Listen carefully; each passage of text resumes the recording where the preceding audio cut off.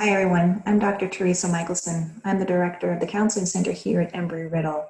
I'm very excited to be with you all today, and I'll be talking with you a little bit about the letting go and staying connected transition.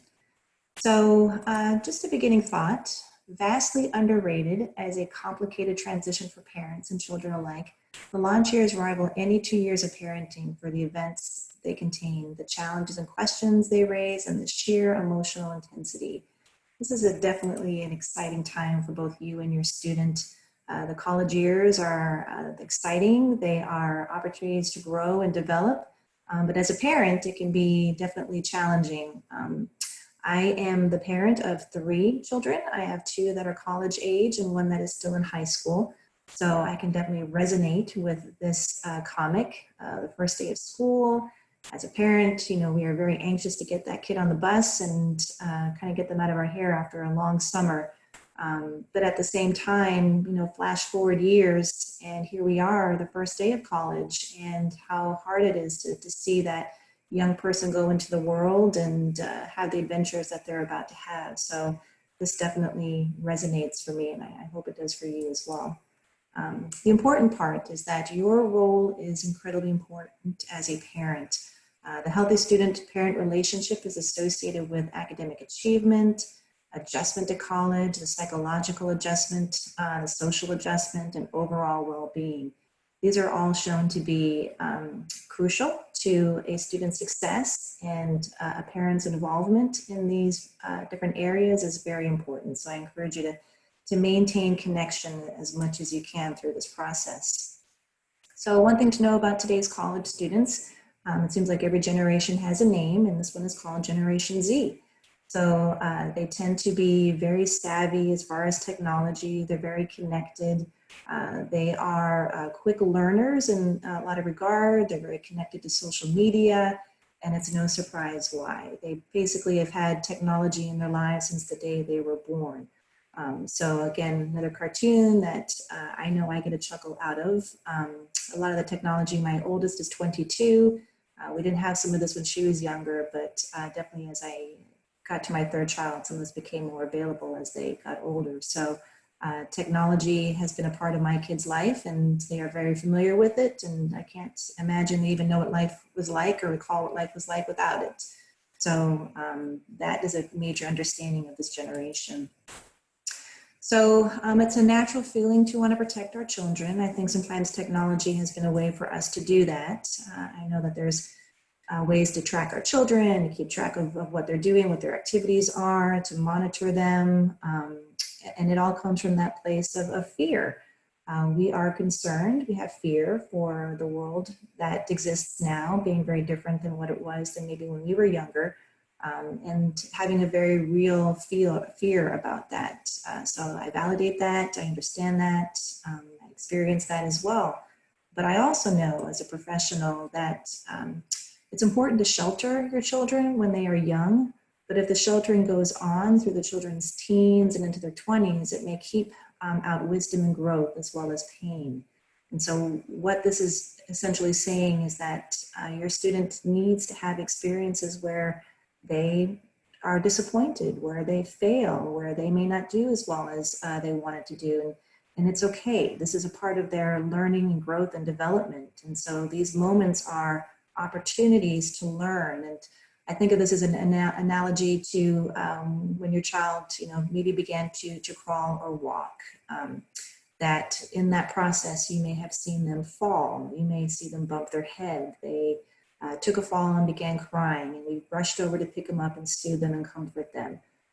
But in those experiences, they eventually learned to walk if they are capable, and eventually learned to run. And so very similar process in that our children need to make those mistakes, have those failures in order for them to learn and grow. And so that learning and growing continues through life. It doesn't just start and stop. It's an ongoing process. So now they are in the college setting, and they will continue to learn from the mistakes that they might have made or will make. And so part of your role in understanding this transition is how much is too much parent involvement, and kind of learning how to manage, what should be your student's decision, what should be a combined decision, what is your decision. These are all these things that will definitely come into play at some point during this process for the next 3 to 5 years, depending on the track that your student is on. So it's understandable to kind of not really know yet necessarily what that might look like.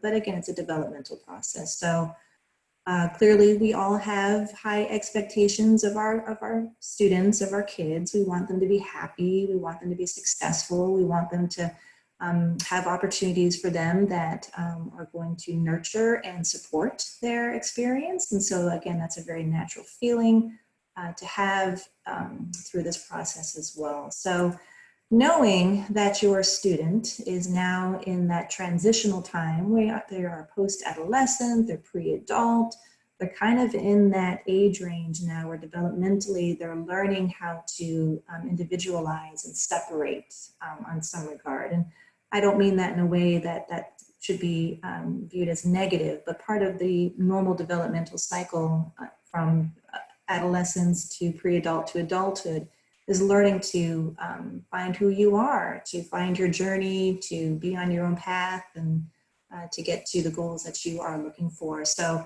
this is that 18 to 22-year-old age range where all that is kind of happening. So in that process, as a parent, you are also learning to transition from being a high school parent where you may have had some level of control, your influence and your concern all seem to be pretty level. There's definitely a balance in all of that. But when you become that collegiate parent, things begin to kind of shift a little bit. But one thing is consistent is that influence. You will always maintain that influence with them. The control may decrease a little bit and the concern, of course, will increase possibly because the student is no longer in your home, they're living on campus, or they might even be out of the state. So all those things begin to kind of shift. So how do you kind of maintain connection with your student and learn to kind of move into being the parent of a college student? And so here are some areas where we can kind of learn to transition. Thinking about parental priorities, being a pre-college parent, and then moving into understanding what your students' passions are. Your students' interests are what's going to motivate them to get out of bed at 8 o'clock for that early morning class. It's what's going to encourage them to feel the motivation to do their academic work and be involved in that way. So their passion has to really be what drives them. It's got to be their areas of interest that motivate them.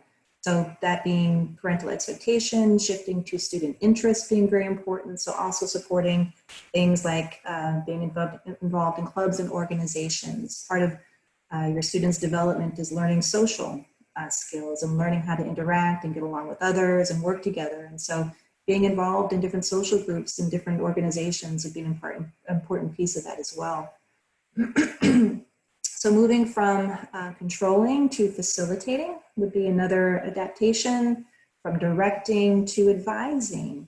You have years of experience. You've been through this before. You have some knowledge of just some basic life experiences. And so how do you transition that into more of an advising type of framework?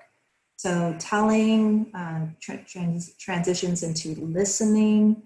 Prescriptive turns into developmental, understanding that your student is learning how to be an adult. It's not an automatic light switch that goes on and off. It is something that is learned. And so that patience around the developmental piece of that is really important to understand.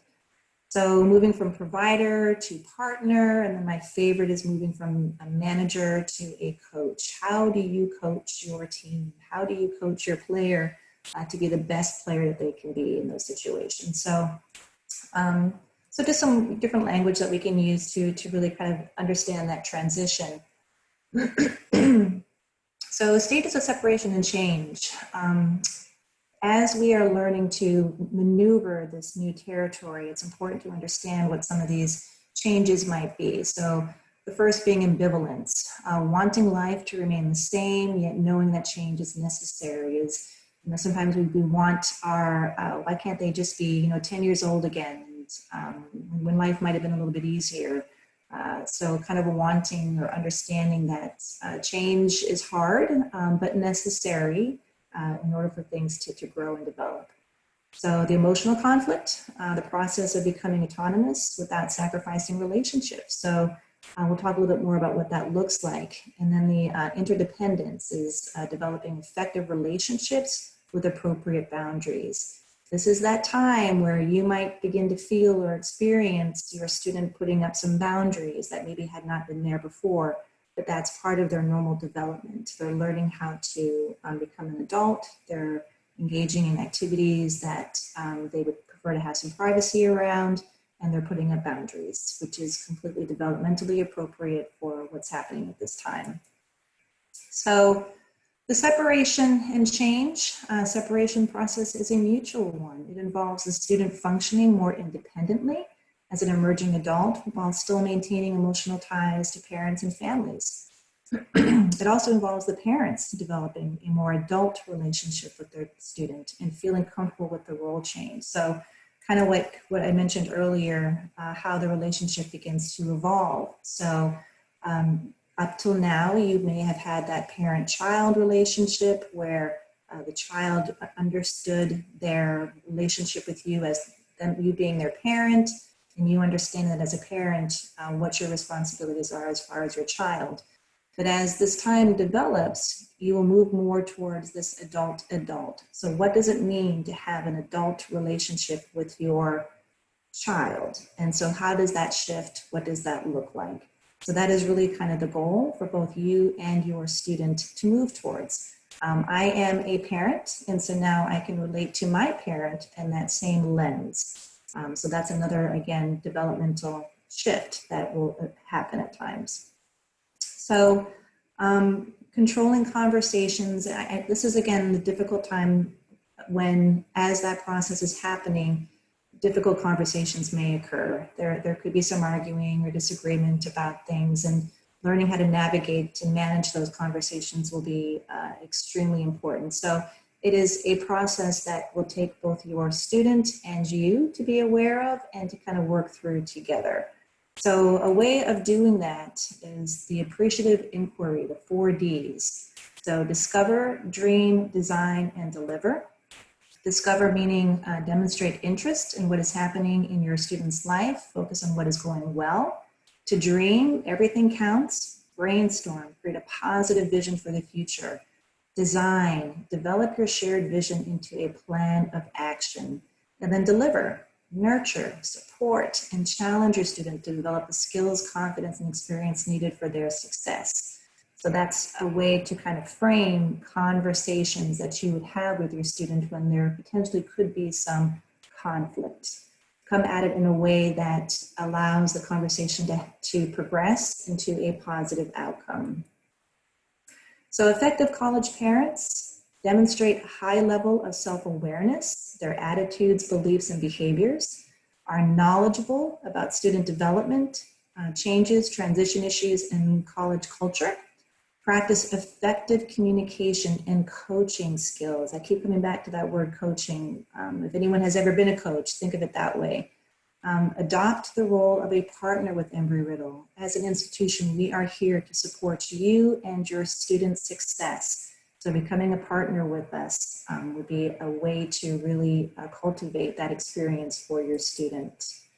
So here are some recommended readings. At this point, if you are interested, take a picture of this, take a little snapshot. These are wonderful books to read, to learn more about what that transition is like. And I'll just take a moment to share with you just the Counseling Center resources. We are a clinical staff of 6, clinical staff meaning licensed mental health counselors, licensed social workers, both at the master's level and at the doctorate level. We are available fall through spring, and there are 4 of us in the summertime. 3 of the clinicians are considered more of a 9-month or 10-month position. So we are staffed well for this institution. We are located next to the health center, what is called the Wellness Complex. We do individual, couples, group counseling, outreach, and programming. And we are open Monday through Friday, 8 until 5. We conduct our sessions, which we are doing now through a telehealth model, Because of COVID-19 and the need to physically distance, we do all of our sessions online right now through a confidential, secure program called Microsoft Teams. Summer hours are Monday through Thursday from 7:30 to 5:30. And again, we conduct our sessions, our telehealth sessions between 9 and 4. If you have any questions, if you have wanting to know more about what counseling center services are available to your student, definitely connect with us, give us a call. And at this time, I encourage you to just really enjoy the journey, enjoy the process. This is a very exciting time, and I wish you the best of luck. Thank you very much.